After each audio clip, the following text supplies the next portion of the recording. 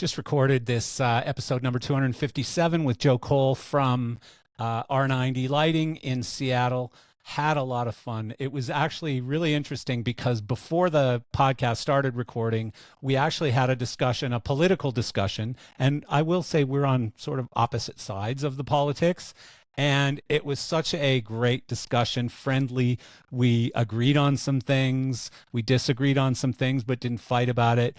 And so it was really fun. You know, I always avoid politics on the podcast, but we had it before the podcast. And just some other really smart stuff came out of this conversation. And one of the things was a quote from Joe, which I really love, and I'm going to have to read this, I'm sorry, but he said, "The best way to sucker me into a project I don't want to do is to tell me it can't be done."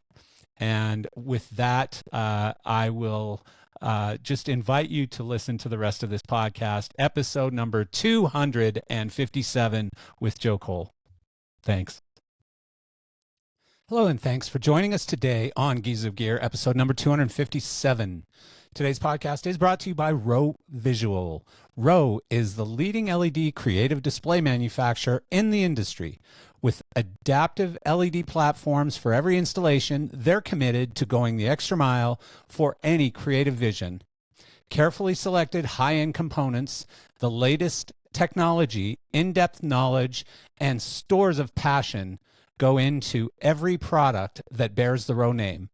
Being familiar with the challenges of their market, Row offers only the most intuitive solutions for the creatives, designers, and technicians who rely on their LED products to deliver flawless performances every time. This quality standard is the reason Row has quickly become the industry standard, making its way onto stages and big screens worldwide. Visit Row Visual. And today's podcast is also brought to you by AVL Media Group. AVL Media Group are the exclusive U.S. distributors for Midas, Labgruppen, Lake, Tannoy, Clark Technique, TurboSound, Aston, Spotlight, Zero Ohm, Wharfdale Pro, and now BZB Gear. They are your go-to company for the touring and integration markets. AVL Media Group is committed to developing a long-term, mutually beneficial business relationship with its dealers through professional products at competitive prices, backed by excellent sales, service, and technical support. AVL Media Group concentrate on project-based installations, servicing the design and contractor markets with their unique approach and innovative products. AVL Media Group, your premier North American distribution partner. Visit avlmediagroup.com today.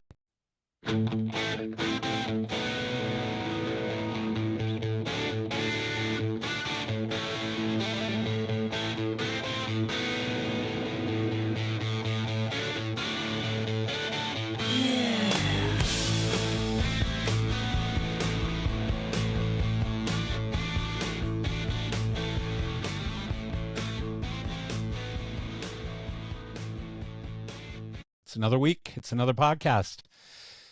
God, I love doing this. You know, if only this paid well, I would probably consider spending a heck of a lot more time doing it. I'd love to record podcasts every single day. I love the people in this industry. I love the conversations. I really love the stories. And, you know, I'd love to do it more often. Unfortunately, I don't have the sponsors that like Joe Rogan or, you know, Tucker Carlson or any of these people do to be able to afford to do that. So work I shall do. And this is just a part-time endeavor still. So it's been a busy week and it's going to continue to be a busy week. I'm recording this on a Wednesday. I believe it's July 31st, last day of the month.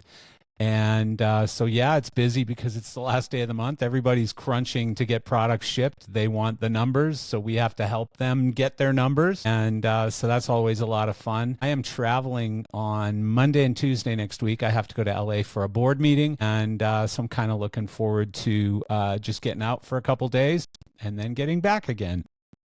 I'm not going to spend a bunch of time in LA this time visiting clients or anything. I just don't have time.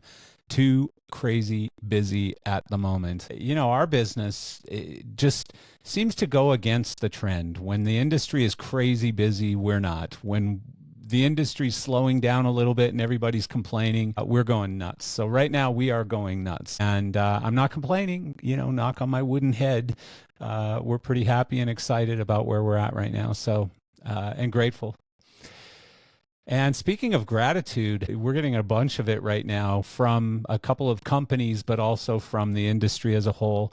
So quite often we will get people trying to sell stolen equipment on GearSource. Unfortunately, it happens. It happens with every marketplace. The difference between the big marketplaces, such as Facebook and eBay and others, and us is that we're really watching for that equipment. I mean, they might use some AI or something to kind of watch for it, but we're looking for real patterns and trends and just using our own knowledge and common sense and going, maybe there's something wrong here. And so, recently we were contacted by the police department in a particular city. I'm not going to get into any details on this, but we were contacted actually, before we were contacted by the police department, we were contacted by someone outside saying, hey, have you seen this listing? And we looked at the listing and went, yeah, something suspicious here. Let's take a look deeper into it. We got in contact with the police department, who were very much on the sniff on this deal, and we worked closely with them to make sure that they recovered the product. It was over $1 million in lighting equipment, and it was successfully recovered without loss. So basically, before they sold it anywhere else, they were able to get it back from the people who took the equipment. So somebody has been reacquainted with $1 million in gear. Of course, there was no reward or anything, so all we get is the pats on the back, and we're perfectly happy with that. And just a fair warning, if you're going to try and sell stolen gear on GearSource, we are looking for you. We are paying close attention, and we will work with the people who you've stolen the gear from, and we'll work with the police. So it's not a threat or anything. I'm no one to threaten anyone, but we are definitely abiding by laws and following laws and making sure that we don't become sort of a fencing platform for stolen equipment. And if you've ever tried to sell anything, I tried selling a F-150 truck on Facebook Marketplace, and I couldn't believe the number of scammers that came out of the woodwork trying to part me from my money and my vehicle in some cases too. So, but mostly it was money. Mostly it was like, those very simple scams that oversimplified are basically send me your bank information so I can send you the money or send you a deposit, or send me a small deposit so I can send you a bigger deposit. All of those different things that are generally pretty easy to catch, but then there's some that are tougher to catch. And, honestly, like, there's a place, I guess, for Facebook Marketplace. There's a place for OfferUp. There's a place for eBay. Selling $100,000 lighting packages and sound systems is not the place for those platforms. You are probably going to suffer some pain unless you're selling it to friends and locals and stuff. And then what do you need the platform for? I mean, just to tell your friends, hey, I'm selling my D&B sound system. I know this sounds like an ad for GearSource, but really what we do is we put out marketing and feelers and stuff to a much larger global market, and we have a very secure platform and very secure payment process, and we guarantee it, by the way. So there is a fraud guarantee. If for some reason we are defrauded on a transaction, that does not go to the seller, that goes to us. And so we're very careful on these transactions. We pay a lot of attention to make sure there is no fraud. And we'll always be watching for stolen equipment. So there you have it. So today's guest is Joe Cole. Many of you know him as the founder of R90 Lighting. R90 is first and foremost dedicated to design. Their history is rooted in corporate event lighting and special event lighting design. They have over 20 years experience collectively in the event lighting sector. R90 also offers a comprehensive collection of state-of-the-art lighting, rigging, and video wall equipment for rent. Joe's a lighting designer, scenic designer, 3D drafting and previs programmer, content creator, and master electrician. Joe was last on our podcast back in 2020, I think mid-2020, with, and I can never say his name, but Nul Juneja. And I remember Neil is an attorney, and I believe he primarily, or as an expertise or whatever you want to call it. He focuses on companies that are in the weed business. And so I found that to be really interesting. And we talked a bit about that. I think the episode was number 111 if you want to check it out. But I had Joe and Neil on. And one of the big things that we talked about was drive-through raves. They had partnered to put together these ideas for some drive-through raves. And if you remember all of those drive-through shows, I was not a huge fan of them. But they did serve a purpose in helping people just stay sane, helping guys like Joe just find a use for some of his gear and get out and do something instead of just sitting there watching Netflix all day. So good on you. Maybe we'll talk a little bit about that today as well. You know, of course, we'll talk about how Joe got into the industry and just sort of, you know, his background and where he's at today and where he's going in the future. So a lot of cool things that we're going to talk about today. So I'm looking forward to it. So please join me and welcome Joe Cole. Ladies and gentlemen, it's Joe Cole. Hello. Nothing like, you know, right before we get on a podcast, we go into a nice little discussion about politics and get both of us wound up. And then I run out of coffee while doing it. And then he runs out of coffee because he was guzzling it. Oh, I need more coffee to put up with this conversation. No, we had a very grounded conversation for the most part, and I think it was enjoyable for at least one of us. So, anyways, staying away from politics, how you been, man? Been okay. It's you know, here we are. It's 2022. We survived the pandemic. Yay! 2024. You've missed 2 years. See, yeah. What's that meme that like 1995 was 20 years ago? 2000 was 20 years ago. Isn't that insane? It's all insane when I start thinking about it. 5 years ago. 2020 doesn't exist. Really? I guess. I don't know. Sometimes it feels like that, but yeah. Here we are in 2024, and we survived a pandemic. Yay! I was talking with Sarah about. I was talking with Sarah about this earlier because the last time you were on the podcast was with Neil, and it was in June of 2020.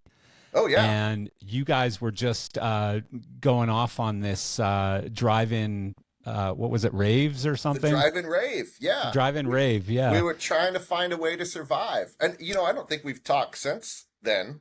And I know Lee Cly, you're going to get back into politics here. But I'll tell you, like, as a Washington State resident, as a Washington State resident and as a liberal, I've never been more angry at a liberal governor than I have been at our governor here.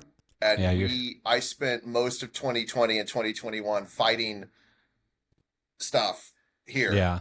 And it was an uphill battle. And I turned from like a lighting company guy into, I don't know, a policy writer. Like at one point I actually had on my desk the rewrite for the reopening of the state for a phase 2 that I had drafted. Wow. Because I finally got to the point where I couldn't get anything done. I was talking to like the Washington State Arts Council, and basically the governor's office said, okay, you guys so they took the people who were supposed to be giving out grants for underprivileged tuba player instructions and finding a new statue for the town square and all this kind of stuff. And they said, you guys are in charge of the arts and entertainment for COVID. What? And yeah, that government logic, right? So it kind of made sense because they were the arts and entertainment branch of the Washington state government. Yeah. But none of these people have ever produced an event. Yeah. Very few. Like there's maybe one person involved who's ever maybe even been to a concert. I don't know, right? Yeah. They all do arts funding for other stuff. Suddenly they're in charge and they were just making these like nonsensical rules. So I got involved. I tried talking to them. I did 100 Zoom calls and everyone was like, yeah, that's a good idea. I don't know why we don't do that.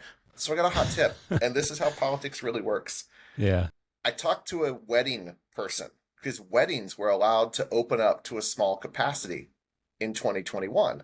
Okay. And they were like, okay, well, yeah, you can have a wedding party and here's some like rules to follow. So I talked to the wedding people and I said, how the hell did you do that? Because in the meantime, even though we'd done the drive-in rave thing and we had almost converted a major concert series to a drive-in format, the governor's office shut us down, and they shut down all live music, like flat out banned live music, Oh, like I it's didn't know that. 1943, and we're all like trying to do the jitterbug or something. Yeah, the And flash dance thing. Yeah. yeah, and it was all because there was some like, there was some douchebags going out in the woods and having like private raves that became like super spreader events. And, I kind of get that part, whatever.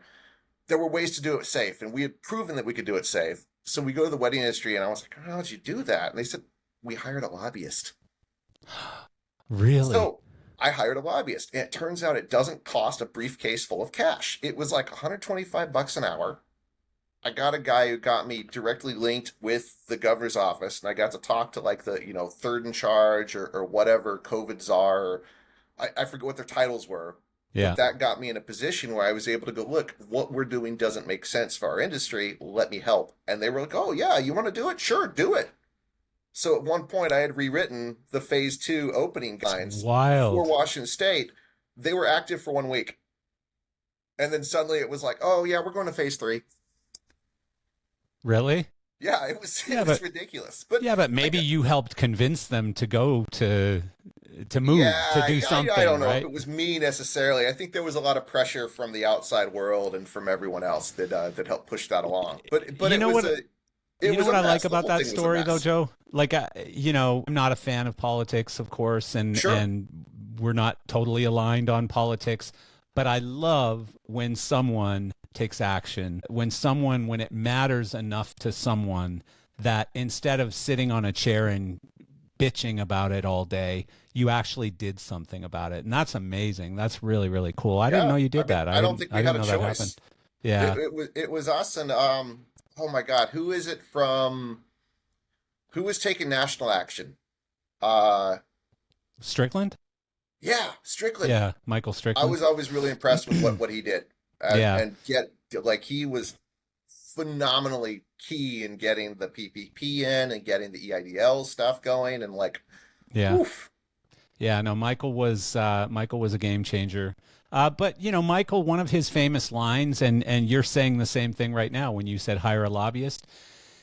One of Michael's sayings that he said over and over again, and people are rolling their eyes right now because they probably heard it 1,000 times. But he said that the difference between like the airline industry and the whatever larger industries, hospitality industry, the difference between them and the entertainment live events industry is that they were showing up in battleships, lobbyists and Yeah, owning politicians and stuff, and we were showing up in 100 canoes. yes, yeah, And with like little rowboats and dinghies. Like, please yeah, listen to us, and you yeah, you see it every time. Look we at had no like voice. every time an airline fails or a bank goes under, like the government's lining up to just hand out money Yeah, and bail them out. And the entertainment industry doesn't get that. I mean, yeah, when 9/11 happened and shit went south, no one was sitting there with a check ready to write West Son, like, hey, West Son, just stay in business. Here's some cash. No, yeah, your business is completely fucked.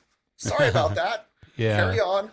Yeah. No, you're right. And obviously, the huge spotlight on all of that was COVID, was the fact that I don't know of any industry that was hurt harder than ours. Oh, absolutely not. Yeah, that's still the And same thing where people are like, COVID, what industry are you in? Oh, I'm in the entertainment industry. Oh, yeah, well, specifically live events, oh because even yeah. the entertainment industry, like they could still find a way to make movies. They could still have basketball games without fans in the seats and get the television revenue from it. Restaurants could still do takeout or delivery. We couldn't do shit. Like a drive-in, how much money are you going to make if you're successful with a drive-in rave? You might make Oh, enough there was money to no pay money your to be. I mean, guys, we you we know? floated ourselves, right? Yeah. Like every one of the random events, we tried drive-in raves. We at one point did a drive-in uh, comedy show. We tried a drive-in rock show. Like none of it. And everyone who came was stoked. Everyone was like, "Oh my God, this is amazing! I haven't been to a live show in forever, and I don't give a shit if I have to sit in my car. It's the best thing I've done in like all Yeah. year." Yeah. And Yeah, but logistically, there's just no way to make money on it. Like No. unless you can rent out stadiums or something, or they donate the stadium to you and you can do it in a stadium, a Yeah, drive-in and stadium show or there were something. people who were donating. I mean, there was a group who did a drive-in movie, and they took a big Hmm. video wall and set up in a parking lot. But yeah, I don't think they were actually making. They I were. haven't talked to It was anybody who basically made like money. enough money to pay people to do stuff, Yeah. and at least people were out doing stuff, and you could pay them to do it, and that was it. But there's You no. know, you It's know all who break seemed even. to do okay was what's that EDM guy's name who's always in his underwear in his apartment in New York? What the hell is his name? Oh my God. Mark Ribble. Mark Ribble. And he did a whole drive-in EDM thing, and he says that he did okay. He says that he did Huh. well with it, and I don't know how. Again, like the logistics, the math just doesn't work. How many Yeah. cars can I fit? 100. Okay. How many people can fit in a car? Four. Okay, so that's 400 people. And where do they go to the bathroom? Fuck, I never thought of that. That was the funniest thing about all of the regulations. And when we first did that drive-in rave, we based our regulation off of drive-in church because Okay. immediately religion got their way, and suddenly it was like, oh, of course we have to have church. Well, here's some regulations for it. Bathrooms were never touched or talked about. And when I ask, what about the bathrooms with the government officials, they just really, oh, let's change the Bathrooms? subject really, really quick because Yeah. no one wanted to talk about that. But there were porta potties all the way around, and no one ever came up with guidance for bathrooms. Even when we Really? were going through reopening, and they were That's like, okay, you interesting. can only have 25 people in the room. No one ever said, what about all the people using the bathroom and the little tiny closed door, Yeah. person after person? And like, Yeah. we didn't want to talk about it. We conveniently all forgot about that. Yeah. Yeah. It Well, I was mean, looking yeah. back, there was some Of interesting moves. course. Yeah, I mean, a lot of them, a lot of interesting things that you could talk about for days, and they still are. I mean, a lot of the guys on both wings of the parties, are Oh, still throwing oh, snowballs at absolutely. each other, and that'll never end, I don't think. But so, we. I want to go back a little bit here because you have one of the most interesting and acceptable and logical reasons that you chose first of all, to start a business in this industry, and second, where that business was going to be based. So, what was that all about? There was logic to it. Yeah, I think I it's the best answer ever.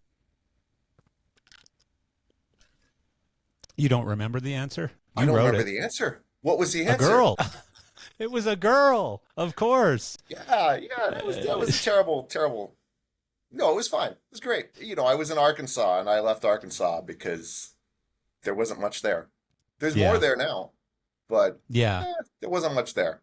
yeah, So I moved to Seattle for a yeah, girl, yeah. partly, And started but a company for a girl more too, for a though. career. Well, I would say like that starting the company was later because no one else was really doing uh no one was really doing it right. I mean, we had a Christie shop and they were doing it right, but they Yeah, were only doing so much, and there wasn't there was a gap. And when we started doing the events that Christie didn't really care about because yeah. Christie was here for Microsoft, and so they were like, if it's under at the time like $10,000 or $20,000, like we don't really want to touch you. Do you want to do it? That leaves a lot of business Do you for want to rent you, some right? gear and go do it? You Yeah. should you should handle that. So I was doing a lot of like Hand me little downs. stuff, like little pop-up fashion shows and smaller club stuff, and renting gear from Christie left and right. So thank you, Huntley, for your incredible deal on gears, and thanks to my sales rep, and Yeah, here we are. yeah. So you know, Oh, that's cool. So, when was this? This was like early 2000s or something, right? geez, yeah. 2013 is when we officially started, but I'd been kind of freelance and doing independent shows for about 4 to 5 years before that. Okay. And Yeah. And you started in how? Like what turned you on to lighting to begin with? oh God, I man, I started in junior high with a communications class. taught by Miss Susan Nichols, whose husband was the scenic designer for the Arkansas Rep. And I somehow I got into doing the tech side of things, and I enjoyed it. And I was into scenic for a while as well. Yeah. And it was something about like I basically started in theater, right? And as many of us do. Yeah. And it was this idea of transporting people to a different place and being able to adjust the mood and take people on a journey, but also having no talent whatsoever for singing or acting or Right. any of that mess that, Yeah. that causes that. And then I got into like in like early college, I think I got into like clubs and music, the music scene, and I had a coked out sound guy at a nightclub going like, "No, dude, hit the buttons like this, bro." and I was like, "Oh wow, this is okay." Because before that, you've got your theater professor who's like, "Okay, let's use no color amber and no color blue, and now it's funny." Yeah. You're like, "Okay, but it's no, okay." Yeah. Yeah. Keep it boring, son. Keep it boring. Let's design this Neil Simon play. What would you Yeah. do? Fucking light the set.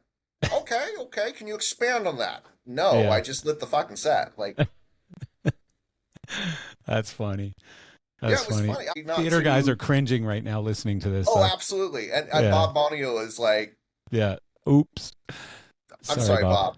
Yeah. Some of it's bullshit. Bob has some really cool designs, and I'll tell you, like, what really changed my mind on it was I think maybe the problem was I had grown up doing professional theater at the Arkansas Rep, where I was a follow spot with like top of the line production for the time, Right. and I saw what was possible. And then when I went to college, it was like literally hand drawing a plot for a Neil Simon play with a little like stencil with the field template thing, and Yeah. it was literally like, well, do you have a sidelight at top 45? Okay, do you have an arrow one at 45 out? Okay, great. Let's do no color in the. It was so boring. Then when I took like everything from college, I was like, well, why do these big professional shows look so good? Like, why does the other stuff look better? So I was working as just a stagehand on the side for a local touring house, which had the Broadway tours come in. At one point I became the ME for this house, this little house called the Walton Arts Center in Fayetteville. Some of you may have toured through there. So as the ME, the big Broadway tour comes in, and I'm like, wow, okay, big cool like cool kids, right?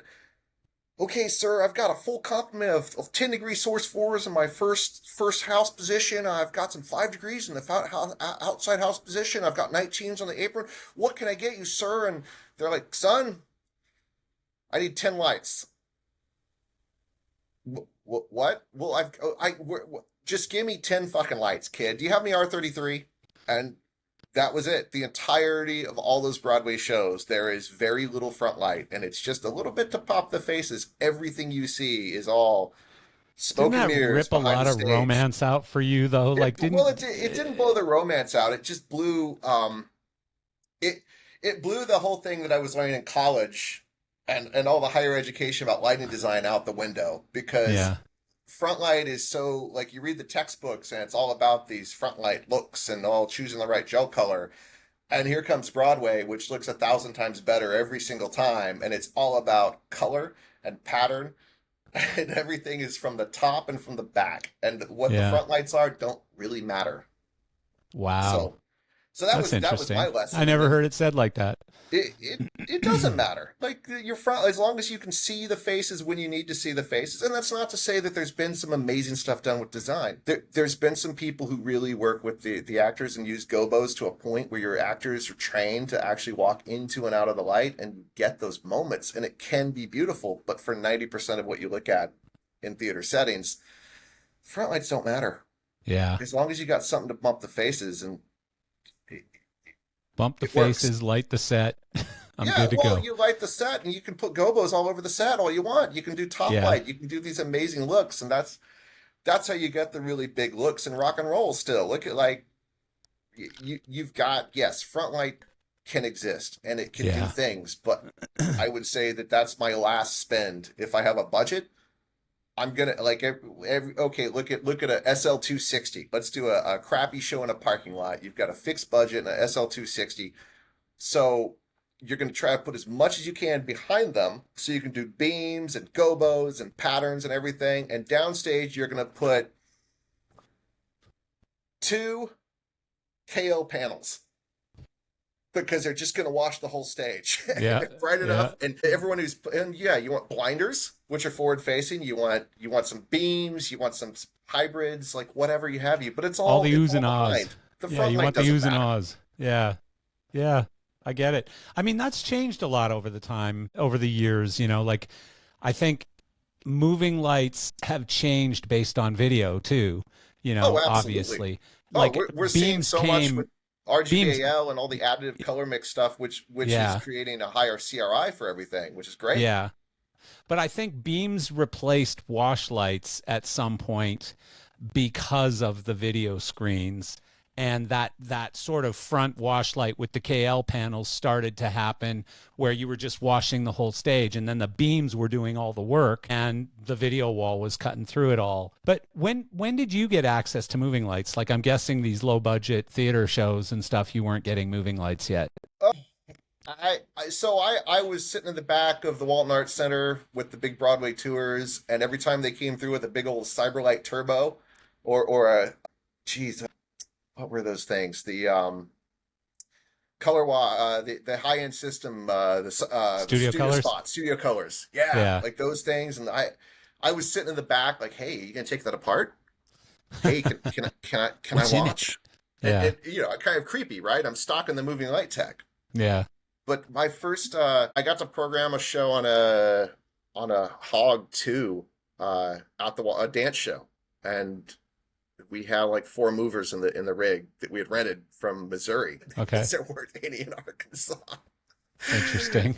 And that was kind of the first time. I think maybe the first time I really got to play. There's a club in Seattle called the Triple Door, and it's a beautiful venue. It's a very small venue, so it's like I don't know, maybe 300 cap, but it's built in an old, I think it was a Prohibition era speakeasy theater, and it's got the beautiful like the shell and like all the seats are these like very mafia club looking seats and a nice little rake, and it's got a beautiful proscenium with all the plasterwork and like gold and Nice. it's owned by a Thai restaurant who took over the building, and they redid all of it, and it's just phenomenal, and they put money in it, and there's a guy named Paul there who really keeps the gear up and keeps everything working. And well into the 2000s, he had high-end system, studio colors, studio spot 250s, and God, what was their moving static, their static RGB, Color or Pro? sorry, static CMY color watt, the color spot or something. Color Pro. The Color Pros, yeah. Yeah. And they had those in a Star Drop and a Hog 500 Oh, and wow. or no, 1,000, a Hog 1,000. And that was the first, like, working there was the first time I really got access to everything was a mover. Everything, if it wasn't a mover, at least had CMY. Wow. And so being able to program that and play with that rig, Oh, that had to be a lot of fun for oh, it you. was a ton of fun. Yeah. What do you And mean? I I had can change color on everything. oh, you Wow. can. And Yeah. I tell you, if you don't clean start that Hog 1000, I could crash that bad boy every single show because I That's was trying funny. to run with a live programmer on it. That's funny. Yeah. The Jan's Hog and all that stuff. Yeah, I remember those consoles. Oh We man. we sold loads of those on the used market until I don't know. Now, like there's probably still some listed on Gear Source, but I don't remember Oh, seeing one someone go just put through up a in a while. Facebook post with an MA1 for sale. Oh, really? Yeah, Yeah. we get those every once in a while. Yeah, I mean, but the problem is, those are nostalgia for people, I think. They buy them from because you're not going to buy it to use necessarily. You're going to buy it just to keep it in your shop or put it in your office or something for a museum piece. So it's Yeah, like the shipping is more than the console sometimes, you know. It's like that's for sure. VL3000s. Like for the longest time, VL3000s were selling used for new prices for a long, long time, and now it's like they're $200. The case is worth more than the lights that are in it Oh yeah. Well, in remember many when cases. the 2K suddenly went to being defunct, and then there were videos of people chucking them off the dock, or like Yeah, trebucheting yeah, them, or like yeah, yeah. Christian Jackson like rounding them up and shooting Shooting rounds of them. ammunition Yeah, at that them. was hilarious. That lighting shootout thing that he did, I Oh loved yeah. it. I mean, what a great concept. He needs to do it again, the shootout too. And get Dearson to bring some heavy artillery in to do it. I think Dearson. didn't they have like some thermite and some C5 and some of that? They had some pretty wild stuff, and Maybe to they do need it to as a go out. live What's stream was just that shooting crazy. range in Vegas where you can shoot a tank? Well, yeah, you can shoot tanks, but you can also, like, Dearson does it every year for LDI, where, Joe, if you want to go, I can connect you to it. But every year for LDI, he brings people up in helicopters and with guns that, are on the thing in the helicopter. I think it's called a turret. You're sitting there with, I think they're 50 cal or something. You're just shooting at the desert from the helicopter with these massive guns. Wow. I It's, mean, why it's, not throw some VLs out there? That'd be cool. Or That'd at be a this great point, idea. golly, like, but 4 more years, 5 more years, how long is a Viper really going to Who last? wants to go down there and put the lights out though when helicopters are flying with machine guns in them? I don't know. Well, I think there's got to be some form of gun safety. Yeah. We're talking about Las Vegas and we're talking about the Never mind. desert Never mind. and people who are paying thousands of dollars to be in this helicopter to shoot guns. So, yeah, it's funny, like you knew that something was changing in Vegas when all the taxi advertisements switched from strip clubs to go shoot automatic rifles. It was like, whoa, what happened? There's no more strip club ads, and now they're all talking about shooting guns and doing weird shit. Yeah. I I think guess maybe it that's was because cleaning it up. other states opened up their strip club laws, and like suddenly other states were allowed to have strip clubs as well. And so Maybe that's it. I Vegas, don't know. I mean, what? Or maybe Why strip fly clubs to have Vegas just to see a bunch of naked ladies who aren't going to have sex with you either? Like, not in Vegas. In Vegas, they are. Like in Vegas, that's well, you something got that to pay shifted. extra, but like, Right. rumor That's has it if something you though pay that extra shifted. elsewhere, they will too. But like, Yeah. I personally don't understand strip clubs because I Yeah. can't think of a single place I could go and spend a lot of money to have nobody want to have sex with me To more than a leave strip club. frustrated. Yeah. Yeah, Spend a whole bunch of money to leave frustrated. right, Yeah. right. I could go to Yeah. a bar, spend a bunch of money, and maybe go home with somebody. Yeah. Like Yeah. what? I get it. I get it. Gamble You know on what though? zero There's odds. I haven't been in years, I gotta be perfectly honest, but when I went a lot, usually at LDI, it's just a fun thing for a bunch of dudes on expense accounts to Oh, do. on expense accounts. I worked for moving light manufacturers in the day. I've gone on my own expense account a few times too, but on expense accounts, go smoke cigars, drink expensive whiskey, and talk to girls who in the real world would never even say hello to you, And so it's a goofy pastime. Like I didn't go there with any desires or expectations. I wasn't looking to get laid or anything. I was just having fun with the boys and talking some shit and then going home to bed in my hotel. But it's just funny how it's all shifted to ads for guns and stuff now Yeah. on all the taxis. It's so weird. Eventually, they're Um, going to have to come up with something new that you can only do in Vegas. yeah. So from that early career, like at some point you just saw an opportunity of these shows that Christie wasn't doing or didn't want to do, and you went, hey, I could go start a company and do that. Is that Yeah, how that well, worked? it was partially that, and then kind of the evolution of the LED. Yeah. That was another big kind of change point. And Yeah. there were a lot of smaller AV companies who I was freelancing for, and we knew what LEDs could do. The Yeah. color blast existed, Hmm.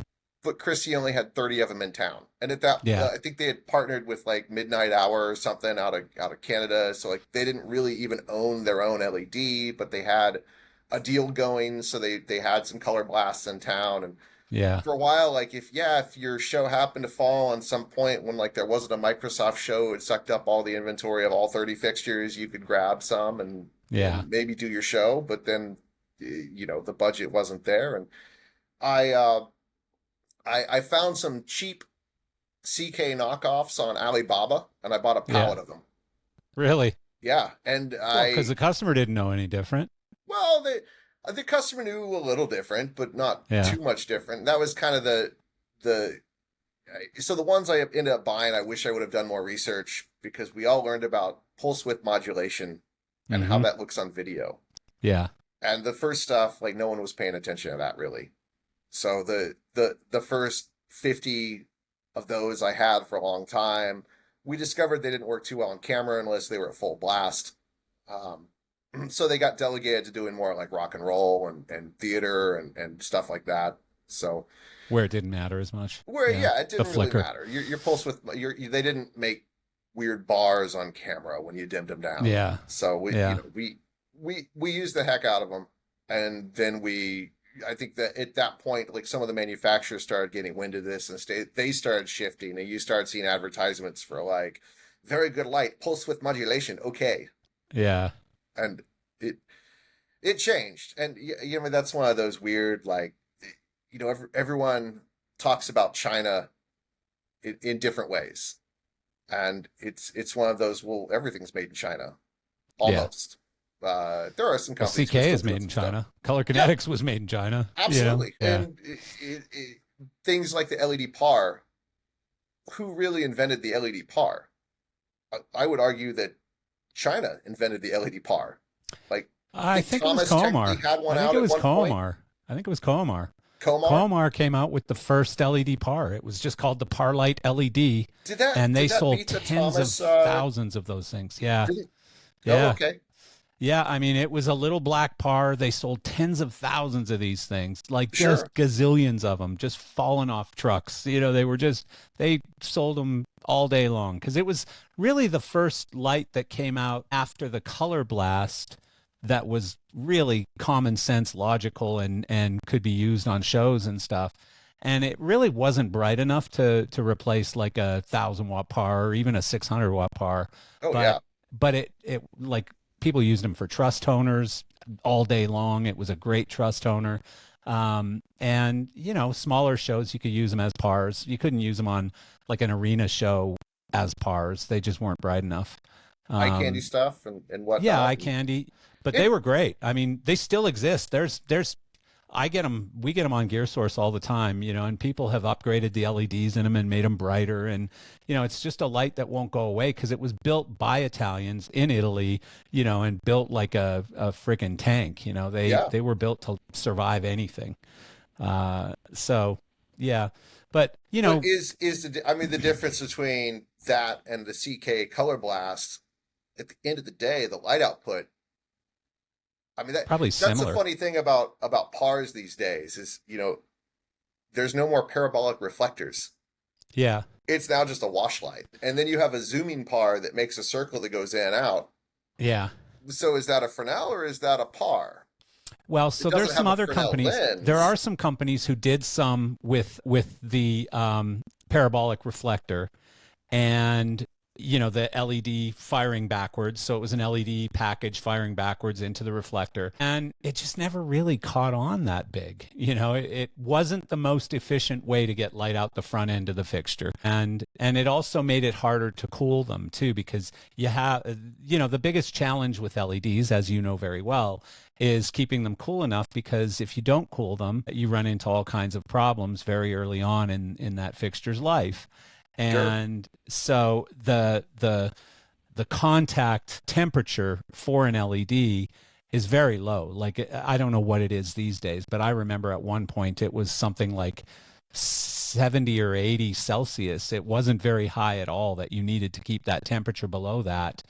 And so, some of the biggest problems, because I had an LED company very early on, and also Gear Source. So where Christie got a lot of their color blasts was from me at Gear Source.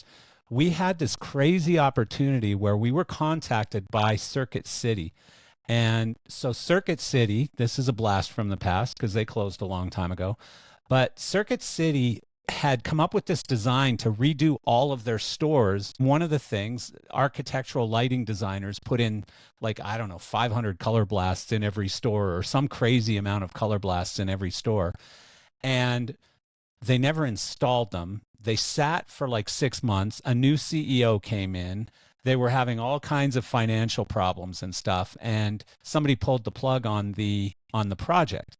And so this was like almost a year after Color Kinetics had sold them. And I can't remember the original number. I think it was 8,000 color blasts. And then there was some other stuff too.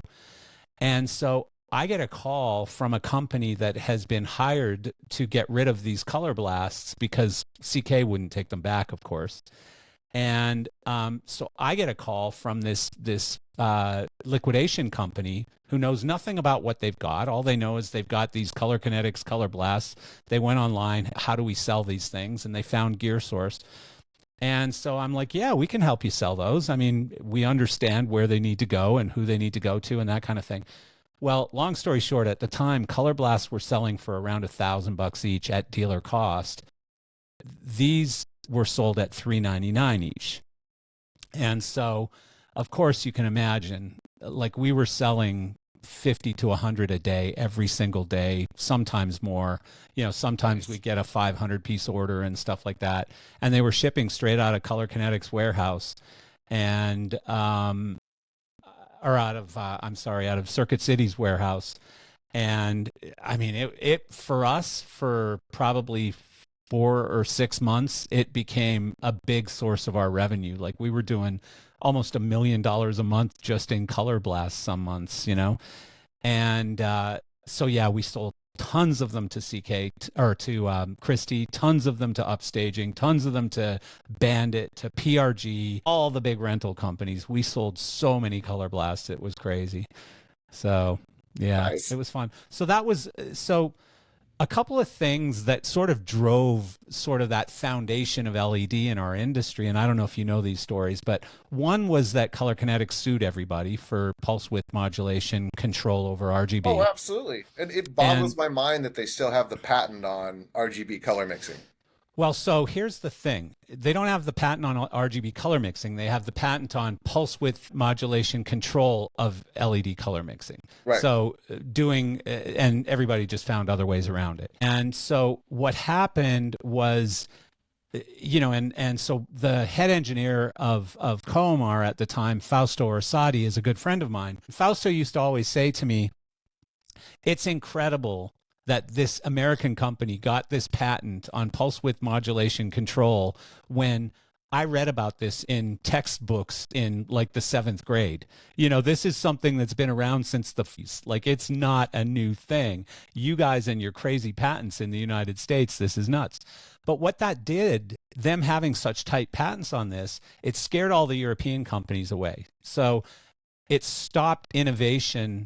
In a sense, it slowed innovation in that the US is the biggest market. So less companies were inspired to design fixtures, but it stopped product from coming into the United States as well because everyone was so scared. Because, like, literally CK had lawyers that would just walk around handing out cease and desist letters at LDI and get those fixtures off your booth right now, or we'll come down here and wrap, you know, tape around your booth and close your booth tomorrow. And it was terrible. It was terrible what happened. So then when CK sold to Philips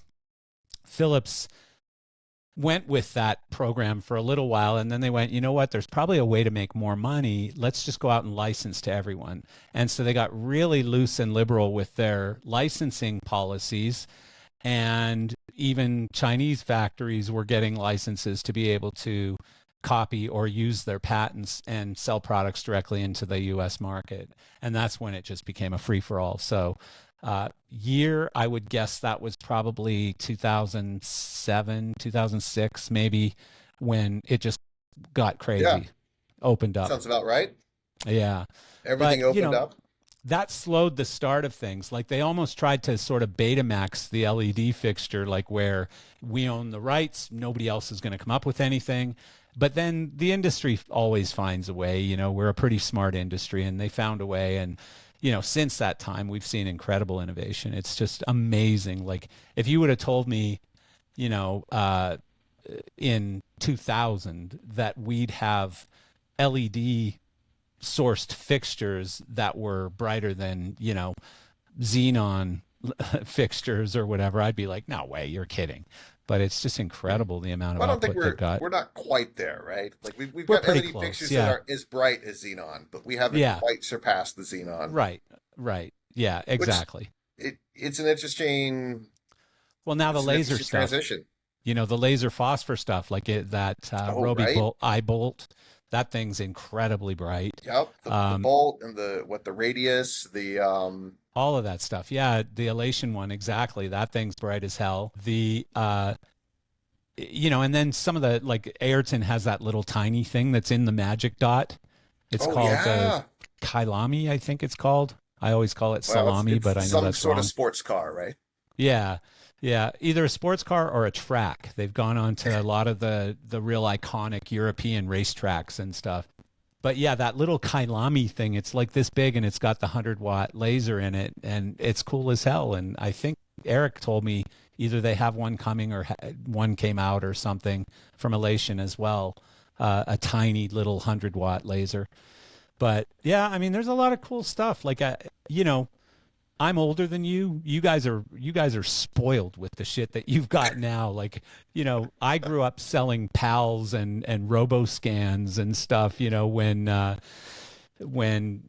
now today none of those fixtures would stand up to a 100-watt LED fixture. It's incredible, you Well, know. I count myself lucky that my high school had a rheostat dimming system with manual interlocking submasters Oh and a yeah. patch Yeah. bay Yeah. and absolutely no instruction whatsoever. And I Really? showed up in high school and said, "Oh, I'm into tech theater. Yeah, I like lighting." And they were like, "Great kid, there you go." So I had a Wow. free reign, a full fly system with absolutely zero training. I didn't kill myself. I Jeez. didn't kill anybody, but I had a great time learning some things The on my own. thing is, that's how most people learned in our industry is Oh yeah, trial by fire, and it's one of the cool things about our industry. It's crazy, like when you tell people, that we're putting up these massive rigs and half the crew don't know what they're doing. They're learning right now. It's like, oh, really?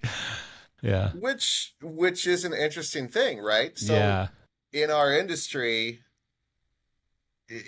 and I've had this issue with crew, right? Yeah. So we've got kids who come in and they're like, "Oh, I want to do this." And almost immediately they're like, "Why am I not making $55 an hour? That guy's making, uh, Yeah. they're making a $1,200 day rate." And it's like, "Well, you just started. You don't know what you're doing yet." Yeah. Well, I did a Yeah. show yesterday, Yeah.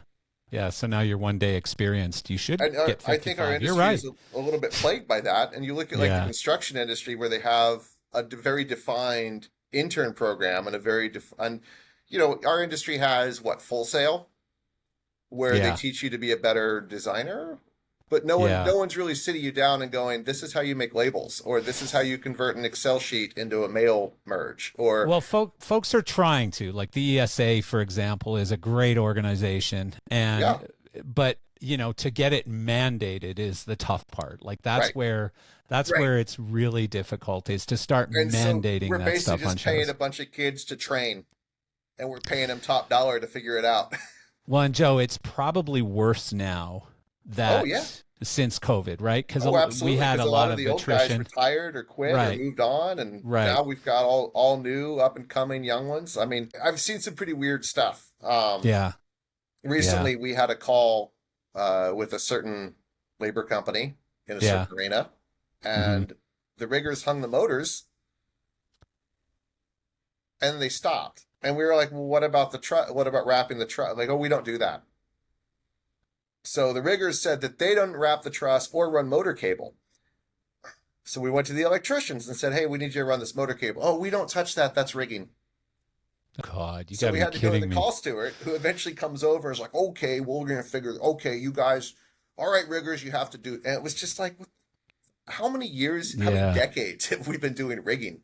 That is And crazy. suddenly there's like a labor stop because the crew doesn't know who does what anymore. It's nuts. Yeah, that's crazy. No, and it's such a valuable point, and I talk about this on almost every podcast episode these days is there's just such a lack of training in our industry and especially like formal training, Yeah. like you have to have at least this certificate to be able to do this. There's none of that. And The OSHA again, like certifications coming out of Vegas are, those are handy. Those are nice, yeah, but yeah. I'd like to see something more like an official apprenticeship program. So you can't be a qualified ME unless you've done so many hours with somebody. Right. And I mean, that's something that works really well in the construction industry. So, Yeah. you follow like greasy plumber around for a year, and then you're allowed to go out and make real money. Yeah. No, that makes sense. And I completely agree with you. And so I think there's two different topics there though, right? Like there's training and then there's certification basically. Sure. And so I think at the end of the day, when everybody's running really fast, like what you're basically doing is you're saying, slow down, we need to put this program in place. And Right. right now everybody's deaf to it. Until the building's on fire, nobody wants to figure out where the fire hoses are, right? Like, I mean, that's probably a terrible analogy, but until it's a problem, it's not a problem. That's how our industry tends to look at most of these things. Well, And I mean, it's a problem now, but we're all too busy trying to staff shows. yeah, exactly. I mean, that's the thing. Like you need, number one, I need enough bodies. Number two, I need good bodies. So, Yeah. somewhere in there, there's an answer. But one of the things that I've seen that I think is at least promising is so many of at least the larger companies, or especially the larger companies that I'm aware of, and maybe you get involved in something, I don't know, but the larger companies are doing their own training programs and they're recruiting and then they're training their staff, and you got to go through this program to get onto our shows. And so that I think is promising and think it's been done from necessity. Like I think the companies like the Upstagings and PRGs and Bandits of the world, they need to do those things. They need to, Christie, Solotech, any of these four wall, the companies that are hiring, tons and tons of people, not just one or two people or whatever. They need to make the pool bigger and Yeah. and Oh, and deeper, absolutely. I mean, bigger we've and deeper. you even know? as a mid-sized company, we've done some of that. So we've done in Yeah, the winter when it's slow, we've done like an IT class for like networking for shows. And so yeah, we've had some of our more experienced MEs come in and just sit down and go, okay, this is a node. yeah, How do I get the system to talk ArtNet? How do I get to talk SACN? How do we do MANet? What are the pitfalls? yeah. Okay, yeah, your IP address is matched. That's a problem. Like just the basic stuff. And Yeah.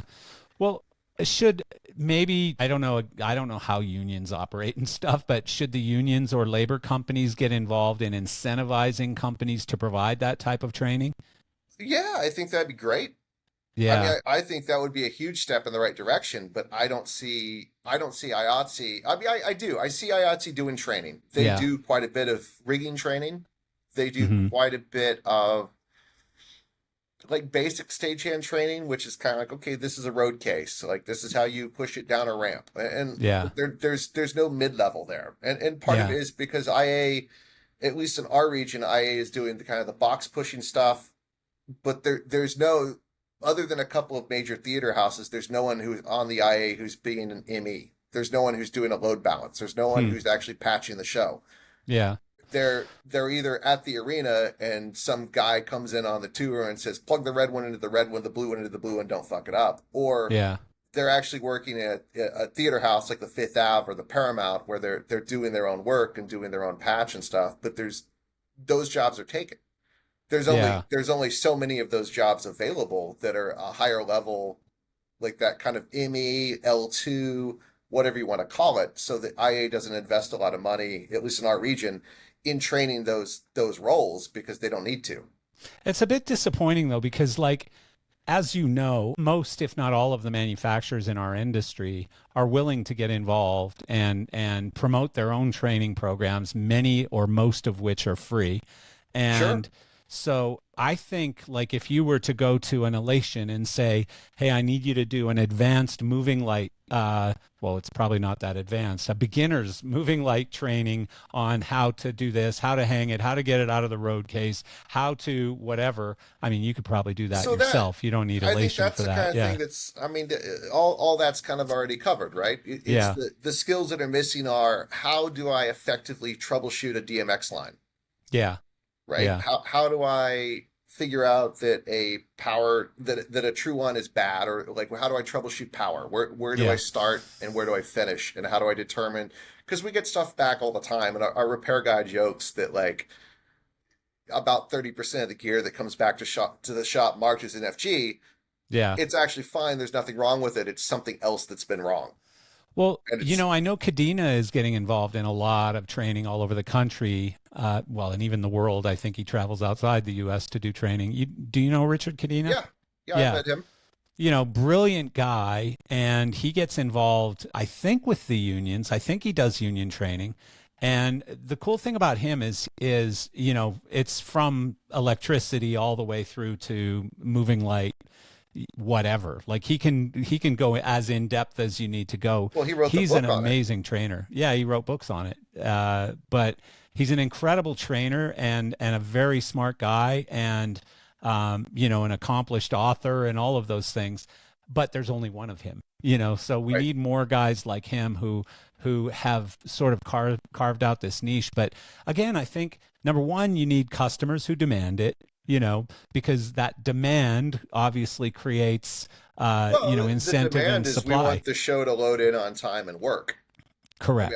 I think that's where the This is demand the is, problem. right? Yeah, this Yeah, is and the problem. if you take you get maxed out and you take these kids who like haven't had much experience and you suddenly throw them on a show and oh magically Yeah. you're the lead and they don't know what like it takes time to get to that point where yeah you may have worked like 4 or 5 shows and things have Mhm. gone great Yeah. but you haven't had that problem and then suddenly you have that problem and you're just like what do I do, what do I Yeah. do, and it's Yeah.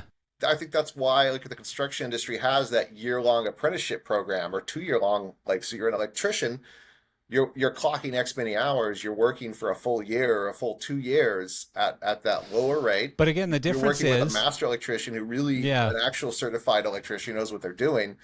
Yeah. You're likely to have come across all of the potential problems you might have come across, and you're going to learn the trick. You're going to learn the actual trade. Whereas if 100%. we got some of these kids in who like they really want to be an ME and really what they want to do is they really want to be a programmer. But we Yeah. need people who can actually load shows in. Yeah. And you sit them down, you give them a capture file, you give them a plot, and they're like, what do I do? Yeah. But Okay, why well, I keep saying this whole thing about incentive is like, again, comparing it to the construction industry where you have building codes and you have inspectors and you have every step of the way an inspector comes in and goes, yep, you drilled that hole deep enough or you ran that wire enough or whatever it is. And, whereas in our industry, we don't have any of that stuff. oh, we You have know, we, inspectors all the time. But they're the city electrical inspector who has never read the NEC code on temporary electrical power, and they walk in and go, yeah, you have to put cable ramps on all of those fixtures that are yeah. against the wall. So they might be looking for ADA compliance or things like Yeah, that. But and we and every time the city of Seattle gets a new electrical inspector, it's a battle because they've yeah, literally never read the NEC code for temporary power. yeah. And they come onto a job site and they make their demands, which are over the top absurd. And then But, it takes them you a know, few the, weeks. the And then they point, are kind of okay. we're such a free for all industry though. Like Oh, we're cowboys. and We've again, always been cowboys. everyone wants regulation and wants some rules mandated and stuff like that, but then everyone doesn't. When it comes right down to it, it's like, leave me alone. I know what I'm doing here. And so like if someone was to come in and say, you need a hang point for every X feet of truss, you need a this for every 6 moving lights, you need a this for every 100 feet of cable, like all of these regulations, and then an inspector is actually checking those things off, I think that is a totally different thing. And we're not going to get from here to there in one step. But I think, again, ESA, I'm very supportive of the stuff that they're doing over there. Well, the you know, ETCP certifications have come out, and a lot of correct. venues are starting to take on those and take them very seriously, which is great. Yeah. And Yeah. I think some of that training has happened in the rigging side of things because that's something that really affects people's lives. But a lot of this stuff is happening through volunteers. You know, the ESA are volunteers. They're all volunteering their time. I think they may have hired one employee now, like a office manager type, but they're all volunteers. All of the main people are volunteers. You know, some of these things are pretty heavy lifts. Like sometimes you got to lobby the government to regulate this or whatever. You got to go to insurance companies and say, will you give them a lower insurance rate if they can prove that they've done all of these safety things? And so now there's an incentive. Again, everybody does things based on incentive, right? And so, yeah, I mean, something has to give because, you know, people have died in our industry is a problem. Um, you know, we have a staffing problem in our industry right now, and so that training thing is going to become a bigger and bigger issue. And everyone I talk to every single week on this podcast says it's an issue. But again, I just think it needs to start with some rules and some incentives.